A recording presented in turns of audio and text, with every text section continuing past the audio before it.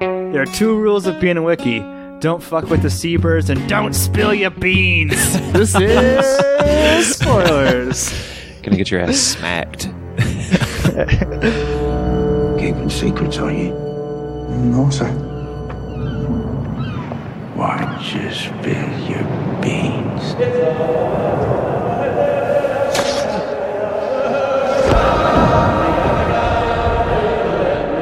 Why just spill your beans? Why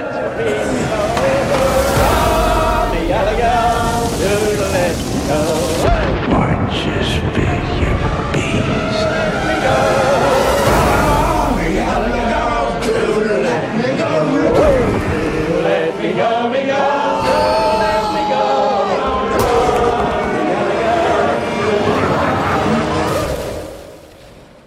Well, hey everybody, welcome to Spoilers. That was the voice of Jordan talking about smacking asses as usual, recording from North Carolina. I'm Pappy, recording from snowy Louisville, Colorado, and we're here to talk about The Lighthouse. Jordan, I was really impressed that you went and saw this. What was so inspiring to you that made you want to go out for an art house, black and white, A24 movie? This is one of those that I saw the trailer, I don't know, maybe a month or two ago. I don't remember if somebody posted it in the thread or if it just came up on YouTube, but it looked interesting, and then had the opportunity because it was showing nearby at the AMC, which is odd that they carried it, but went and saw a classic 11:45 a.m. showing. Nice. A matinee, and it was good. There were more people there than I thought there would be, but yeah, this isn't the usual fare that I would go check out. I also went at an 11 a.m. showing at an AMC, and a look behind the curtain for the audience at home. Apparently, this film isn't showing anywhere near northern Indiana, where a large chunk of our squad is based. Mikey's so salty about it. He's a salty dog, you could say. My understanding is I don't want to dwell on this. I don't have the details. Is that for some reason A24 limited the release of the film or pulled back from some theaters at the last minute? Really? There's not a lot of competition out now. I mean, like the big things seem to be art house movies. I think Joker is still top 3 up there. But yeah, it was just kind of a weird choice that this wasn't available to more people. But I could also see, Jordan, this being the kind of movie where people go in expecting like a slasher. I mean, I don't know. When people have horror in their minds, they expect one thing. I guess it's being the kind of movie that gets a really low cinema score from people walking out being like, what the fuck did I just watch? That's fair enough. Yeah. I mean, right now the like certified score on Rotten Tomatoes is 92, and then audience score is 79. So it's doing all right, you know. Sounds about right. All right, let's get into it. And I wanted to talk kind of about 2 major aesthetic / setting choices that were made that really kind of define the film before we even try and go about trying to explain what happens to it and your reactions to those, Jordan. But the first is the look of the movie. The movie is in black and white and has a 1.19 to 1 aspect ratio. And so you can notice that those numbers are pretty close together, meaning that the screen is pretty square. Yeah. Let's just start there. What did that add to the film? I mean, it's kind of disappointing to sit in a movie theater and have just utilizing less than like 50% of the screen. You know what I mean? Yeah. I expected it to widen at some point. I thought it might like be, shrunk in on the sides in the beginning, and then it might widen as like a wave crashes and we go into the movie a little bit more, but no such luck. It's pretty square most of the movie. It's black and white as well, so I think once you kind of get used to the shock of it just being such a limited size, it kind of makes sense, but it is kind of shocking. You don't see that much. And I haven't seen a movie like that since A Ghost Story, which is also an A24 movie, but what I kind of liked about the black and white and the really square aspect ratio is there are a lot of shots where it's just Willem Dafoe and Robert Pattinson like talking to each other in like a skinny chantilly lit lightman's house, and the black of the exterior of the screens, it almost like becomes part of the frame. You know what I mean? Because it's black anyway at the edges of the frame, so it's not distracting unless you're in those daytime shots. Yeah, and I think like at the beginning, there's a few shots that set it up like this place is isolated. It's just one island way out in the, I think it says the New England, like off the coast of New England, and it sets it up, and it's so like small and tiny in comparison to the ocean. But then once you get into this house, it's just those two, and they're in cramped quarters, and it's tight. And I think that almost like helps the feeling of just it is so tight and cramped all the time. Mm-hmm. Yeah, and yeah, I didn't mean the aspect ratio is disappointing, even though I may have said that. It's just more of disorienting, but I think it was a really effective choice for adding that claustrophobia like you were talking about. But you mentioned it's in New England. It's not just New England off the coast of New England. It's New England in 1890s, late 18th century. This is the second movie club for Robert Eggers. Have you ever seen The Vavitch? No, I haven't. I was really confused when you kept saying the Vavitch, and then I saw like the stylized poster or whatever, and like, okay, I get it. It's a joke that literally every single person who talks about media has made at some point or another. But I have neither seen nor listened to any podcast on the Vavitch yet. Well, I mean, they do. So this is written by Robert and his brother Max, and they do a similar thing in The Witch where all of the dialogue is, I would guess, accurate to the time. I mean, it's just different enough where I guess I wouldn't know. I don't have an ear for 19th century seaman talk, but it's certainly not in today's common English. I had a lot of trouble understanding some of the intricacies of the dialogue. Did you have any similar problems? I thought you said we were going to wait a while for the masturbation scene, but you brought up semen talk pretty quick. Can you believe I didn't open that in the spoiler? It looked such restraint from your host. You held off. I'm stunned. Sorry, where were you going with that? Oh, the voices. I was just saying, yeah. Yeah, I mean, there would literally be whole exchanges where I wasn't confident in the details of what they were saying. I get the emotion, you know what I mean, like, or what they were getting at, but I feel like I missed a lot. Yeah, there were definitely parts where they're talking pretty quickly and in this accent that sounds like English, Irish, American. I don't know. It's very strange. I listened to a lot of English podcasts, like with soccer and stuff, and so I feel like there were parts where I could still figure out what was going on. But yeah, there are parts where I have absolutely no idea. I was actually going to ask you before we got on the air, like the whole that little thing that he recites as they're about to eat dinner every night. Like, I still don't know what he's saying for most of that, and they say it probably 5 or 6 times during the movie.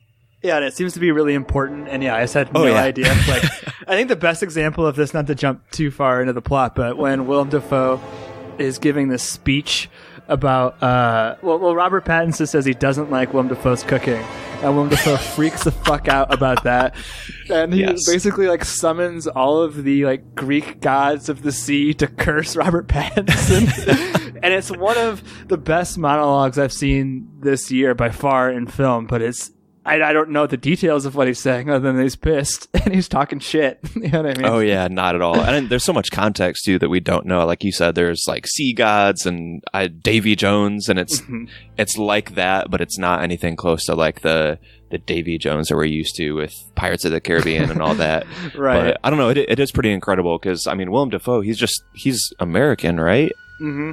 Yeah. And, I mean, Pattinson obviously is British, but still, it's pretty incredible voice work, and I mean the intensity that they're playing with outside of just their accents and everything is pretty incredible. And like when I'm watching Willem Dafoe, I am always, and in almost every other film, constantly aware that I'm watching Willem Dafoe, not because he's a bad actor, but because he has such a distinctive face and like manner of speaking, and I half expect him to be like, I'm somewhat of a wiki myself at some point during this movie, but he transforms into this guy from this period. You know what I mean? Like he is the most believable looking sailor figure. And I guess, okay, we're there. Do you want to kind of give like a high level overview of how you interpreted what we saw? It's not straightforward per se at all, but yeah. So I mean, they arrive on the island and it's just those two, and they've basically got a bunch of gear. And Defoe's character, whose name is Thomas or Tom, he's like I don't know if the captain is the right word, but he's like the boss, basically. They call it like the lightman or something. There's like 2 different roles. Yeah, well, he's the wiki, I guess. And then like other guy, Pattinson, he's Winslow, I guess is his name, and he's like his supposedly assistant. Yeah, it changes later maybe. But basically, he's like doing all the bitch work, and meanwhile, Tom is running the show and like taking notes and docking his pay for like a bad job.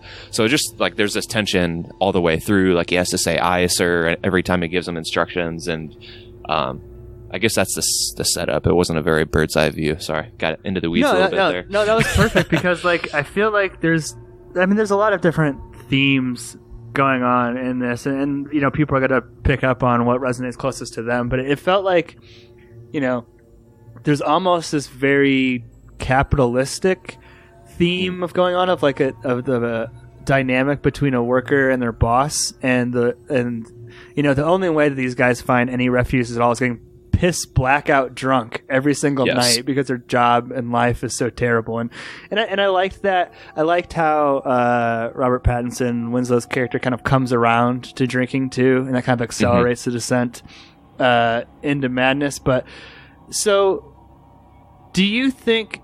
Okay, for the audience at home, if you haven't seen this, Robert Pattinson, like I mentioned in my spoiler, he spills his beans and tells Willem Dafoe that he assumed the identity of an ex-coworker who was killed in a logging accident. He came from the logging industry, is now working in the seafaring industry, kind of a drifter. And he assumed his name and claims it, like I said, that it was an accident. Do you take that at face value? That was all true? Is he a reliable narrator? That it was an accident, or that happened that at it was all? an accident? Both. Yeah, both, I guess. I think at first, yes, but then as you said, as he kind of descends into madness, he has these like visions of this blonde guy that I think we can assume is the guy that he killed and blamed it on some logging accident. At first, it's just a few flashes and you kind of forget about it, and then it comes back later and you see his face, and it's pretty clear that there's some guilt there. So, I mean, maybe it was an accident, but it seems like it's pointing like maybe the accident was Winslow's fault, or maybe he just straight up killed him and assumed his name and identity. Mm-hmm. Yeah, and there is another kind of theme of like self-destruction and like beating yourself up. Maybe he was beating himself up over that accident, but the film gets really funky because his name is Tommy in real life, which is also Willem Dafoe's character's name. I was doing a little bit of like surfing before this podcast to see like what the prevailing theories were of people who had seen this, but some people were gravitating to that they're the same person or different components of like ego, id, super ego, like a Freudian commentary, and there's a lot of sexual imagery as well that may support that. But as a trained psychologist, do you have any opinion on the multiple on the multiple personalities theory? No, I can't say that I do. I hadn't thought about it in that respect. I mean, I guess like as he's on the island and he's kind of, like we said, descending further and further into madness, maybe he's descending further into his own brain and psyche and stuff. But I mean, Freudian is back at freshman year, man. Who knows? Yeah, we had that class together, and I don't remember a GD thing from it. But no. Yeah, so we talked, the descent into madness. What did you think about Robert Pattinson beating up a bird in the most violent way possible? That was rough. That goes on for a while, too. Like, even just the fact that he's able to grab the bird and then he's just slamming it on cement. I mean, it ends up being almost like that scene in, what was the Tarantino movie just a few months ago? Once Upon a Time? Yeah. He's just like bashing that girl's head into the fireplace. Like, it's one of those where by the time he's done, like, it's not even a bird anymore. It's just like a bloody pulp that he's slammed into the concrete so many times. I mean, that bird was asking for it, though. It was fucking with him and tapping on his window. I don't feel that sorry for it. Mine? Certain shit. Yeah. I think it poops on him one time, too, doesn't it? Oh, no. It definitely does. And there's so many poop and fart jokes in this movie. And I was going to kind of make that point, too, is that this movie has a lot more moments of levity than The Witch did by comparison. But when this movie does go for comedy, it is very broad. There are a lot of sight gags, a lot of farting.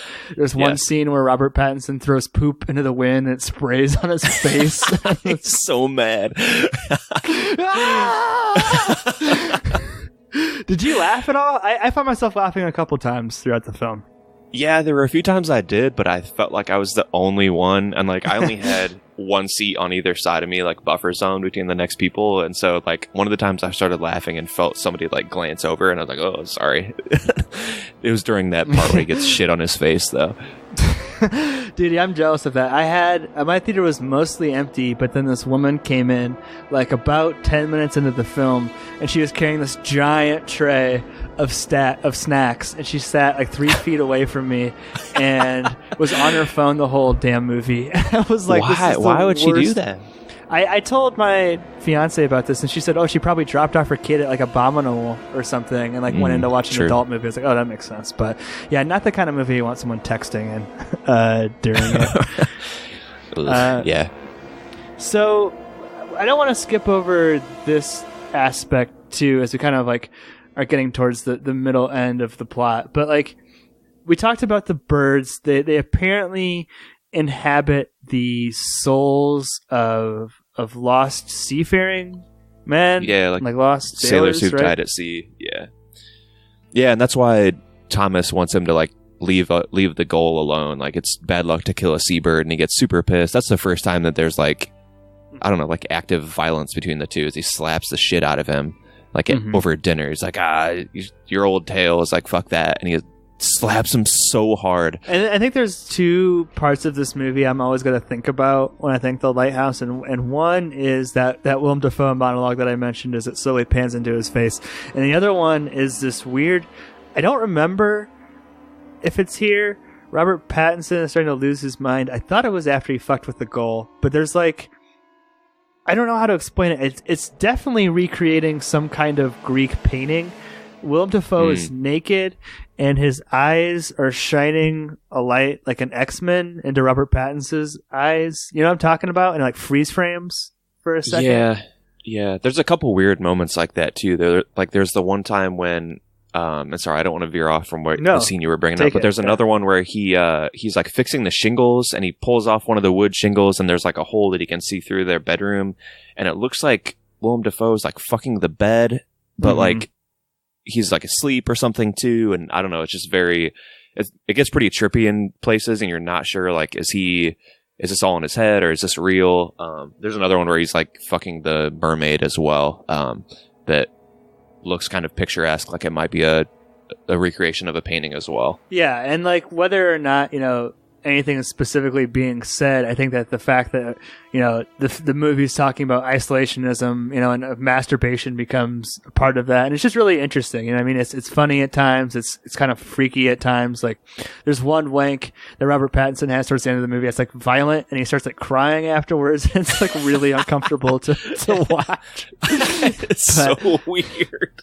Man. The last thing that I had was that kind of, like I mentioned, the Greek mythology tie-in. There seems to be some tie-in with the story of Prometheus. Jordan, are you familiar with that Greek myth at all? I can't say that I am. Well, don't worry. Your Pappy took a Greek class, a.k.a. Thanks, Wikipedia, pal. and pulled some stuff down. Yeah. So Prometheus was the guy, Jordan, who stole the secret of light from Zeus, the secret of fire. And Zeus got real pissed off about that. And there's a long myth behind it. But long story short, Prometheus ends up getting chained to a rock and eaten by a bird. Sometimes this bird is symbolized by an eagle, Zeus itself, which I don't know if any of that stuff's kind of tying into the last bit of the movie for you, but there seems to be some parallels. Yeah, I mean, that's the final scene of the movie, right? But the seagulls are just like eating him away and yeah, pecking at his belly. That kerosene belly. Nom, nom, nom, nom. Oh my gosh, dude. Yeah, what were they drinking there? Was it just pure gasoline? What the fuck I thought it was gasoline, but Wikipedia says kerosene, which it's not that much different, but they mixed something in with it, I think, to probably sweeten it up, and they were just drinking kerosene and vomiting it up because they had no food left. Ugh. Oh, it'll get you lit, I'm sure. Yeah. Well, I mean, we also, at the end, there's like, this is going to come off as a bad joke, but like Defoe is gaslighting Winslow so bad because he's like, at one point he chases him around with an axe, and then like the next day he's like, oh, you were so fucking drunk and you chased me with an axe. Mm-hmm. And he's like docking his pay for all this stuff, and it's like, what? Like, you really don't know what's real, and like, can you like you said earlier, like, is it a reliable narration? Like, can we trust what we're seeing, or is it all visions? Like, I don't know. Mm-hmm. And that Willem Dafoe shot where he's carrying the axe is very reminiscent of The Shining, because he has like a limp, and like it's basically like he's channeling Jack from The Shining. That's kind of all that I had. We've talked about the plot and the story. Two guys go to this lighthouse, start to go crazy. Some Greek mythology myths tie up. Oh, okay. The light itself. What do you think is going on there? I can't believe I almost breezed over that. I mean, they come to view it as like this like godly power almost. Like, I don't know. I thought there were two moments where Dafoe was at his most Willem. And one is pretty early on when it just like shows his face and he's naked and just facing the line. He's like, just loving it. And then there's the second moment much later on towards the end where he's being led along by Winslow by like a rope leash and like barking and like acting like a dog. It's very, very strange. But I think those have got to be two moments where Defoe's like, fuck yeah, I'm all about this. And so weird. What a performance from Dafoe. I think he's a lock for an Oscar nomination, and it's going to be one of those narratives come Oscar time when it's like, is this going to finally be his time? Because he's never won one. And like the things that he does, like the scene when he's in the grave, he's getting dirt thrown on his face, and he's still like kind of talking shit or whatever, he's saying. Yeah, just chewing that dirt. Yeah. Incredible. Absolutely incredible. And in that aspect ratio with the black and white, like seeing his grave get filled in just looks so fucking cool. Like, I love this movie. But anything else that we missed that you wanna touch on? No, I mean Pattinson is really, really good as well. I think he maybe is overshadowed a little bit by Dafoe, but he's also, I mean, his screen time has got to be more than Dafoe's, right? Yeah, it's definitely pretty close. But maybe like 60, 40, 65, 35. Yeah. Yeah, no, I mean, it's like we said that all along, it's very intense, and both guys are, I mean, it's essentially just those two. I guess like the mermaid is also listed as a part, but that's maybe 30 seconds out of the whole movie, but it's just those two the entire time, and it's pretty powerful. I mean, just trying to think, probably the 20% of his extra screen time comes from the masturbation sequences alone. But, and the shit in his face scenes. Yeah. Yeah. You ready for yes or no? Or yeah, I don't think there's anything else major. We went through most of it. Yeah. I'll go first. This is a hard yes for me. I had this as my second favorite movie of the year so far. It's right behind Once Upon a Time in Hollywood. The reason that it edges out another A24 movie, Midsommar, is that it just feels like it's more thoughtfully crafted, especially in terms of the editing and the pacing of the story. It is balls to the wall the whole time for sure, but it's a very short movie. It's sub 2 hours, and every scene is every scene is just so purposeful, either casting doubt into the narrators, providing some comic relief, actually seeing from a procedural even standpoint of like, what does it take to make a lighthouse work? I had no idea there was a giant like coal furnace thing going on. You know what I mean? Yeah. And then the end is just so sublime and like perfect that he looks into this light thing and like hypnotizes him. And it's a criticism that I've had on a lot of A24 movies, but it doesn't end in a fucking cult or Robert Pattinson ascending to power or anything like that. It's a different kind of ending that's not fucking Rosemary's Baby. So I'm all for that. Hard yes for me. Lighthouse, my second favorite movie of the year. Jordan, what do you say? Yeah, it's a definite yes for me as well. It feels like one of those like short stories you would read that kind of sticks with you for a while. And it, like you said, it's not a super long movie, and so it's just engrossing the entire time. It's not a happy movie. Like, I don't know if I'll watch it again very soon because it's just so intense. And like we said, we both saw it in the morning, and I don't know about you, but for me, like the rest of my day, I was kind of like messed up and like not feeling like completely normal. Yeah. But no, it's really good. These two actors are incredible. Great performances. And like we touched on at the beginning, it's a little different visually, but striking, I would say. And if this doesn't win the Oscar for some of those like editing and production categories, I would be very, very surprised. Yeah, it's right there with Once Upon a Time for me as well this year. Not that I see a ton of new movies, but the ones that I have seen, those two are right at the top for me. Real quick at the end, I've heard a lot of people parrot the criticism of like it's a black comedy. I do not think it is in any way a comedy. Do you? No, I don't really see that either. It's more like a character study. These two guys and their, I guess, tribulations as they get locked on an island together and die. Yeah. I wouldn't say it's a comedy, no. All right. Well, that's two salty CSs. That makes us pure kerosene straight from the canister. Go ahead and drink that and enjoy. Oh, drink that and throw up immediately, please. Exactly.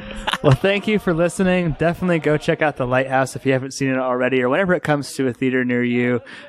Take it away, Captain Spoilerman.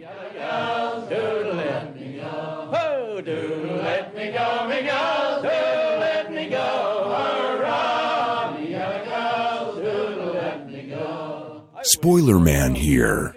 Our email is podcastspoilers@gmail.com. Twitter is @spoilers_pod. Our Instagram is podcast spoilers. It's lit. Josh Hensley from the Rutabaga wrote our theme song. Our spoilers hotline is 903-776-4507. That's 903-SPOIL07. Please support this podcast by leaving us an iTunes review. To do this, 1. Search for movie spoilers. 2. Click on our orange Spoilers Bowl logo and scroll all the way to the bottom. 3. Leave us some stars and some words. Now you can check us out on Spotify, YouTube, Stitcher, Apple, and Google Podcasts. If you enjoyed what you heard today, subscribe on SoundCloud or iTunes.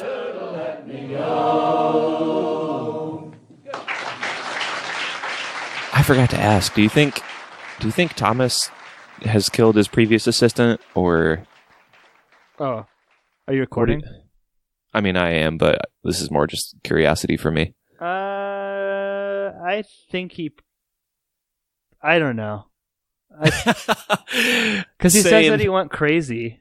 So I think that's probably like the same thing. You know what I mean? Yeah. Like, because I don't think the true. Willem Dafoe guy was capable of like killing people per se. He's pretty weak. No, I mean, he seems like an asshole, but he doesn't necessarily seem like a murderer, even though he's maybe, well, definitely crazy. But it's just weird that he starts saying stuff like that around the same time that, what's his name, like, starts to go crazy and have these visions and stuff too. I don't know, just interesting. Even like when he chops Robert Pattinson, he gets a full-on axe swing on him, and he just doesn't even phase him. Doesn't even sever an arm. Yeah. True. Good point. Good episode. That was fun. Yeah, it was fun. That was Spoilers.